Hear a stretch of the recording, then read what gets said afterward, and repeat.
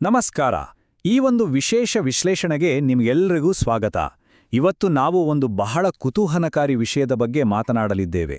ಅದೇನಪ್ಪಾ ಅಂದ್ರೆ, ಸಾಂಪ್ರದಾಯಿಕ ಕೃಷಿಯಲ್ಲಿ ನಷ್ಟ ಅನುಭವಿಸುತ್ತಿರುವ ನಮ್ಮ ರೈತರನ್ನು ಲಾಭದಾಯಕ ಹಾಗೂ ಸುಸ್ಥಿರ ಸಾವಯವ ಕೃಷಿಯತ್ತ ಕೊಂಡೊಯ್ಯುವ ಒಂದು ಅದ್ಭುತವಾದ ನೀಲನಕ್ಷೆ. ಸಾವಯವ ಕೃಷಿಯತ್ತ ಬದಲಾಗುವುದು ಕೇವಲ ಒಂದು ಆಯ್ಕೆಯಲ್ಲ, ಅದೊಂದು ಬಹುದೊಡ್ಡ ಕ್ರಾಂತಿ ಅಂತಾನೆ ಹೇಳ್ಬೋದು. ಬನ್ನಿ ಶುರು ಮಾಡೋಣ. ಇವತ್ತಿನ ನಮ್ಮ ಈ ಚರ್ಚೆಯ ಪ್ರಮುಖ ಹರಿವು ಹೀಗಿರಲಿದೆ. ಮೊದಲು ಭಾರತದ ಕೃಷಿಯ ಐತಿಹಾಸಿಕ ಹಿನ್ನೆಲೆ, ಆಮೇಲೆ ಕಾಡುತ್ತಿರುವ ರಾಸಾಯನಿಕ ಬಿಕ್ಕಟ್ಟು, ಆಮೇಲೆ ತಿಂಗಳಿಗೆ 1 ಲಕ್ಷ ರೂಪಾಯಿ ಆದಾಯ ಗಳಿಸುವ ಆ ಮ್ಯಾಜಿಕ್ ಗಣಿತ, ಜೊತೆಗೆ ಸಾವಯವ ಕೃಷಿಯತ್ತ ಹಂತ ಹಂತವಾಗಿ ಬದಲಾಗುವ ಆ ಪ್ರಮುಖ ವಿಧಾನ, ಮತ್ತು ಕೊನೆಯಲ್ಲಿ ಮಣ್ಣಿನ ಆರೋಗ್ಯ ಹಾಗೂ ನಿಮ್ಮೆಲ್ಲರ ಆರೋಗ್ಯದ ನಡುವಿನ ಕೊಂಡಿ. ಸರಿ, ಮೊದಲನೇ ವಿಭಾಗಕ್ಕೆ ಹೋಗೋಣ. ಭಾರತದ ಕೃಷಿಯ ಸುವರ್ಣಯುಗ. ನೋಡಿ, ಕೃಷಿಯ ಭವಿಷ್ಯ ಎತ್ತ ಸಾಗ್ತಿದೆ ಅಂತ ನಾವು ಅರ್ಥ ಮಾಡ್ಕೋಬೇಕು ಅಂದ್ರೆ ಮೊದಲು ಅದು ಎಲ್ಲಿಂದ ಶುರುವಾಯಿತು ಅನ್ನೋದನ್ನ ತಿಳಿಯೋದು ಬಹಳ ಮುಖ್ಯ ಅಲ್ವಾ? ಒಮ್ಮೆ ಯೋಚನೆ ಮಾಡಿ, ಶತಮಾನಗಳ ಕಾಲ ಇಡೀ ಜಗತ್ತಿನ ಕಾಲು ಭಾಗದಷ್ಟು ಸಂಪತ್ತನ್ನು ಹೊಂದಿದ್ದ ನಮ್ಮ ಪ್ರಾಚೀನ ಭಾರತೀಯ ರೈತನಿಗೂ ಇಂದು ವಲಸೆ ಹೋಗ್ತಾ ಸಾಲದ ಸುಳಿಯಲಿ ಸಿಲುಕಿರುವ ನಮ್ಮ ಆಧುನಿಕ ರೈತನಿಗೂ ಎಷ್ಟು ದೊಡ್ಡ ವ್ಯತ್ಯಾಸ ಇದೆ ಅಲ್ವಾ? ಪ್ರಾಚೀನ ರೈತರು ಬಹುಬಳೆ ಪದ್ಧತಿಯಿಂದಾಗಿ ತುಂಬಾನೇ ಶ್ರೀಮಂತರಾಗಿದ್ರು. ಆದರೆ ಇಂದಿನ ವ್ಯವಸ್ಥೆ ಹೇಗಿದೆ ಅಂದ್ರೆ, ರೈತರನ್ನು ಅಕ್ಷರಶಃ ಬಡತನದ ರೇಖೆಗಿಂತ ಕೆಳಗೆ ತಳ್ಳಿಬಿಟ್ಟಿದೆ. ಇಲ್ಲಿ ನೀವು ಗಮನಿಸಬೇಕಾದ ಅತ್ಯಂತ ಆಘಾತಕಾರಿ ವಿಷಯ ಅಂದ್ರೆ ಈ ಒಂದು ಸಂಖ್ಯೆ. ಒಬ್ಬ ಸಾಂಪ್ರದಾಯಿಕ ಕೃಷಿ ಮಾಡುವ ರೈತ ಇಂದು 1 ಎಕರೆಗೆ ತಿಂಗಳಿಗೆ ಗಳಿಸಿರುವ ಸರಾಸರಿ ಆದಾಯ ಇದು ಕೇವಲ 2,000 ರೂಪಾಯಿಗಳು. ಖಂಡಿತ ಇದು ನಂಬೋಕೆ ಅಸಾಧ್ಯವಾದ್ರೂ ಕಹಿ ಸತ್ಯ. ಎರಡನೇ ವಿಭಾಗ, ರಾಸಾಯನಿಕ ಕೃಷಿಯ ಬಿಕ್ಕಟ್ಟು. ಹಾಗಾದ್ರೆ ಈ ರಾಸಾಯನಿಕಗಳ ಮೇಲಿನ ಅತಿಯಾದ ಅವಲಂಬನೆ ನಮ್ಮ ದೇಶದಾದ್ಯಂತ ಎಂಥ ದೊಡ್ಡ ಬಿಕ್ಕಟ್ಟನ್ನು ಸೃಷ್ಟಿಸಿದೆ ಅಂತ ಈಗ ನೋಡೋಣ. ಕೃತಕ ರಸಗೊಬ್ಬರಗಳು ಅಂದ್ರೆ ಸಸ್ಯಗಳಿಗೆ ನಾವು ಕೊಡ್ತಿರೋ ಸಂಸ್ಕರಿಸಿದ ಜಂಕ್ ಫುಡ್ ಇದ್ದ ಹಾಗೆ. ಹೌದು, ಮನುಷ್ಯನ ದೇಹಕ್ಕೆ ಜಂಕ್ ಫುಡ್ ತಿಂದ ತಕ್ಷಣ ಏನೋ ಖುಷಿ ಕೊಡುತ್ತೆ, ಆದರೆ ಯಾವುದೇ ಪೌಷ್ಟಿಕಾಂಶ ಇರೋದಿಲ್ವಲ್ವಾ? ದೀರ್ಘಕಾಲದಲ್ಲಿ ಅದು ದೊಡ್ಡ ಹಾನಿ ಮಾಡುತ್ತೆ. ಅದೇ ರೀತಿ ಈ ಕೃತಕ ಗೊಬ್ಬರಗಳು ಕೂಡ ಮಣ್ಣಿನ ಫಲವತ್ತತೆಯನ್ನ ನಿಧಾನವಾಗಿ ಸಂಪೂರ್ಣವಾಗಿ ನಾಶಪಡಿಸ್ತಿವೆ. ಹಸಿರು ಕ್ರಾಂತಿಯ ಸಮಯದಲ್ಲಿ ನಾವು ಮಾಡಿದ್ದೇನೋ ಕೇವಲ ಹೆಚ್ಚು ಇಳುವರಿ ಬರಬೇಕು ಅನ್ನೋ ಒಂದೇ ಗುರಿಯಿಂದ ಮಣ್ಣಿನಲ್ಲಿದ್ದ ಪೋಷಕಾಂಶಗಳನ್ನೆಲ್ಲ ಹೀರ್ಬಿಟ್ವಿ. ಈ ಏಕಬೆಳೆ ಪದ್ಧತಿಯಿಂದ ಏನಾಯ್ತು ಗೊತ್ತಾ? ನಮ್ಮ ಹಳ್ಳಿಗಳಲ್ಲಿ ಬೆಳೆಯುತ್ತಿದ್ದ ಸಾಂಪ್ರದಾಯಿಕ ಹಾಗೂ ಪೌಷ್ಟಿಕಾಂಶದಿಂದ ತುಂಬಿದ್ದ ಸುಮಾರು 60ರಿಂದ 70 ಬಗೆಯ ಬೆಳೆಗಳು ಮಾಯವಾಗಿ ಬರೀ ಗೋಧಿ ಮತ್ತು ಭತ್ತಕ್ಕೆ ಮಾತ್ರ ಸೀಮಿತವಾಗ್ಬಿಟ್ವಿ. ಈಗ ಮೂರನೇ ವಿಭಾಗಕ್ಕೆ ಬರೋಣ. 1 ಲಕ್ಷ ಆದಾಯದ ಮಾದರಿ. ರೈತರ ಈ ಸಂಕಷ್ಟವನ್ನು, ಬಡತನವನ್ನು ಹೋಗಲಾಡಿಸೋದು ಹೇಗೆ? ಇದಕ್ಕಿರುವ ಅತ್ಯುತ್ತಮ ಪರಿಹಾರ ಅಂದ್ರೆ ದೈನಂದಿನ ಬಹುಬೆಳೆ ಪದ್ಧತಿಯ ಒಂದು ಅದ್ಭುತವಾದ ಮಾಡೆಲ್. ಈ ಲೆಕ್ಕಾಚಾರ ಒಮ್ಮೆ ಸರಿಯಾಗಿ ಅರ್ಥ ಮಾಡ್ಕೊಳ್ಳಿ. ತಿಂಗಳುಗಟ್ಲೆ ಬರೀ ಒಂದೇ ಬೆಳೆಗಾಗಿ ಕಾಯುವ ಬದಲು ಪ್ರತಿದಿನ ಆದಾಯ ಬರೋ ಹಾಗೆ ಮಾಡಿದ್ರೆ ಹೇಗೆ? ಕೇವಲ 600 ಚದರ ಅಡಿಯಷ್ಟು ಸಣ್ಣ ಜಾಗದಲ್ಲಿ ಟೊಮ್ಯಾಟೊ, ಹೀರೆಕಾಯಿ, ಪಾಲಕ್ ಮತ್ತು ಮೂಲಂಗಿಯಂತಹ ಬೇರೆ ಬೇರೆ ಬೆಳೆಗಳನ್ನು ಬೆಳೆಯುವುದರಿಂದ ರೈತರು ಪ್ರತಿದಿನ ನಿರಂತರವಾಗಿ ಕೈತುಂಬ ಆದಾಯ ಪಡೆಯಬಹುದು. ಇದನ್ನೇ ಸ್ವಲ್ಪ ದೊಡ್ಡ ಮಟ್ಟದಲ್ಲಿ ಯೋಚಿಸಿ. ಕೇವಲ 2 ಎಕರೆಗಿಂತ ಕಡಿಮೆ ಜಾಗದಲ್ಲಿ ಇಂತಹ 600 ಚದರ ಅಡಿಯ 100 ಪ್ಲಾಟ್ಗಳನ್ನು ಮಾಡಿ ಒಂದಾದ ಮೇಲೊಂದರಂತೆ ಬೆಳೆಸುತ್ತಾ ಹೋದ್ರೆ ಮಾಸಿಕ ಆದಾಯ ಸುಲಭವಾಗಿ ತೆರಿಗೆ ಮುಕ್ತವಾದ 1 ಲಕ್ಷ ರೂಪಾಯಿಗಳನ್ನು ದಾಟುತ್ತದೆ. ಅಕ್ಷರಶಃ ಇದು ಕೃಷಿಯಲ್ಲಿ ಆರ್ಥಿಕ ಸ್ವಾತಂತ್ರ್ಯವನ್ನು ಮರಳಿ ತರುವ ಮಾಸ್ಟರ್ ಪ್ಲಾನ್ ಅಂತಾನೆ ಹೇಳಬಹುದು. ವಿಭಾಗ 4, ಸಾವಯವ ಕೃಷಿಯತ್ತ ಬದಲಾವಣೆ. ಆದ್ರೆ ಈ 1 ಲಕ್ಷದ ಲಾಭ ಬರೀ ಕನಸಾಗಬಾರದು ಅಂದ್ರೆ ನಾವು ಸಾವಯವ ಕೃಷಿಯತ್ತ ಬದಲಾಗಲೇಬೇಕು.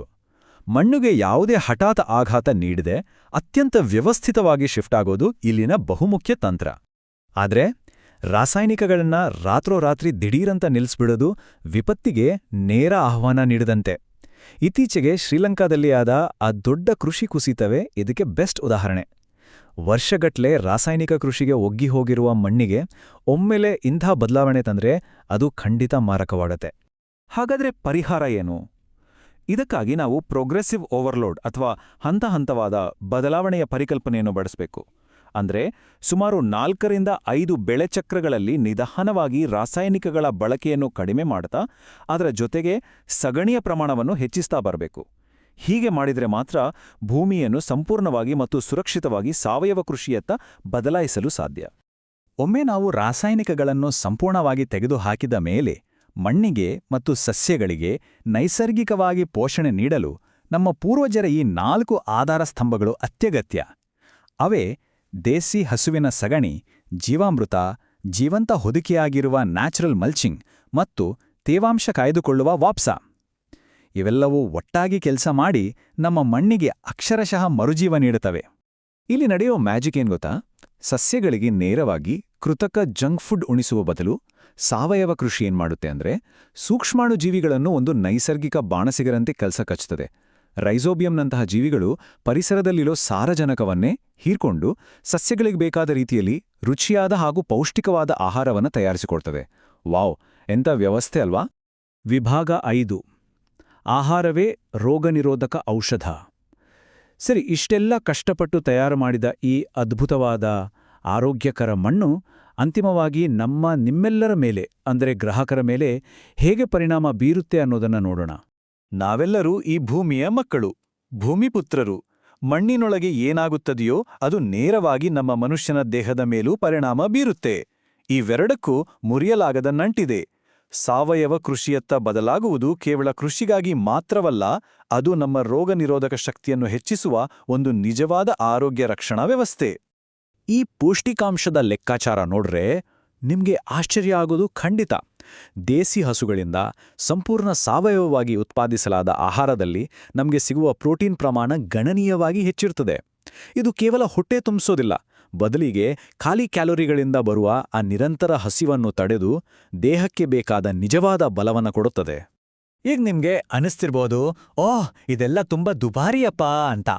ಆದ್ರೆ ಸ್ವಲ್ಪ ವಾಸ್ತವದ ಲೆಕ್ಕ ಹಾಕಿ ನೋಡೋಣ.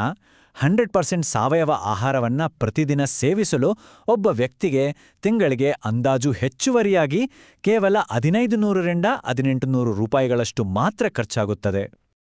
ಸ್ವಲ್ಪ ಯೋಚಿಸಿ, ತಿಂಗಳಿಗೆ ಈ 1500 ರೂಪಾಯಿ ಹೆಚ್ಚುವರಿ ಖರ್ಚು ಮಾಡೋದು ಲಕ್ಷಗಟ್ಲೆ ಕಟ್ಟುವ ICU ಬಿಲ್ಗಳಿಗಿಂತ ನಿಜವಾಗ್ಲೂ ದುಬಾರಿಯೇ? ಖಂಡಿತ ಇಲ್ಲ. ದೀರ್ಘಕಾಲದ ಕಾಯಿಲೆಗಳು, ಆಸ್ಪತ್ರೆ ಅಲೆದಾಟ, ಇವೆಲ್ಲದರ ಮುಂದೆ ಸಾವಯವ ಆಹಾರ ಅನ್ನೋದು ಒಂದು ಐಷಾರಾಮಿ ಖರ್ಚೇ ಅಲ್ಲ, ಅದೊಂದು ಅತ್ಯಗತ್ಯ ಆರೋಗ್ಯ ಹೂಡಿಕೆ ಅನ್ನೋದು ನಮಗೆಲ್ಲ ಸ್ಪಷ್ಟವಾಗುತ್ತೆ. ಅಂತಿಮವಾಗಿ ನಾವು ಅರ್ಥ ಮಾಡ್ಕೊಳ್ಬೇಕಾದ್ದು ಇಷ್ಟೇ: ಈ ಸಾವಯವ ಕೃಷಿಯತ್ತ ಬದಲಾಗುವುದು ಯಾವುದೋ ಇಂದಿನ ಹೊಸ ಟ್ರೆಂಡ್ ಅಥವಾ ಫ್ಯಾಷನ್ ಅಲ್ಲವೇ ಅಲ್ಲ. ಇದು ಸಾವಿರಾರು ವರ್ಷಗಳಿಂದ ಸಾಬೀತಾಗಿರುವ, ನಮಗೆ ಒಳಿತನ್ನು ಮಾಡಿರುವ ನಮ್ಮದೇ ಹಳೆಯ ವ್ಯವಸ್ಥೆಯತ್ತ ಮರಳುವುದು. ಇದು ಕೇವಲ ಬೆಳೆಯ ಪ್ರಮಾಣಕ್ಕಿಂತ ಮನುಷ್ಯನ ಆರೋಗ್ಯಕ್ಕೆ ಹೆಚ್ಚಿನ ಆದ್ಯತೆ ನೀಡುತ್ತದೆ. ಕೊನೆಯದಾಗಿ ನಿಮ್ಮೆಲ್ಲರಿಗೂ ಕಾಡುವಂಥ ಒಂದು ಪ್ರಶ್ನೆ ಇಲ್ಲಿದೆ. ಸಾವಯವ ಉದ್ಯಮ ಇವತ್ತು 1,00,000 ಕೋಟಿ ಮಾರುಕಟ್ಟೆಯತ್ತ ಮುನ್ನುಗ್ಗುತ್ತಿದೆ. ಹೀಗಿರುವಾಗ ನಾವಿನ್ನೂ ಕಾಯಿಲೆ ಬಂದ ಮೇಲೆ ಆಸ್ಪತ್ರೆಗೆ ಸುರಿಯುವ ಸಿಕ್ ಕೇರ್ನಲ್ಲೇ ಇರುತ್ತೇವೆಯೋ, ಅಥವಾ ಕಾಯಿಲೆ ಬರದಂತೆ ತಡೆಯುವ ಈ ಮಣ್ಣಿನ ಆರೋಗ್ಯದ ಮೇಲೆ ಹೂಡಿಕೆ ಮಾಡುತ್ತೇವೆಯೋ? ನಿಜವಾದ ಆರೋಗ್ಯದ ಬೇರುಗಳಿಗೆ ಮರಳುವ ಸಮಯ ಈಗಲಾದರೂ ಬಂದಿದೆಯಲ್ವೇ? ಇದನ್ನೊಮ್ಮೆ ಯೋಚಿಸಿ. ಇವತ್ತಿನ ನಮ್ಮ ಈ ಸುದೀರ್ಘ ವಿಶ್ಲೇಷಣೆಯನ್ನು ಆಸಕ್ತಿಯಿಂದ ಕೇಳಿದ್ದಕ್ಕೆ ತುಂಬು ಹೃದಯದ ಧನ್ಯವಾದಗಳು.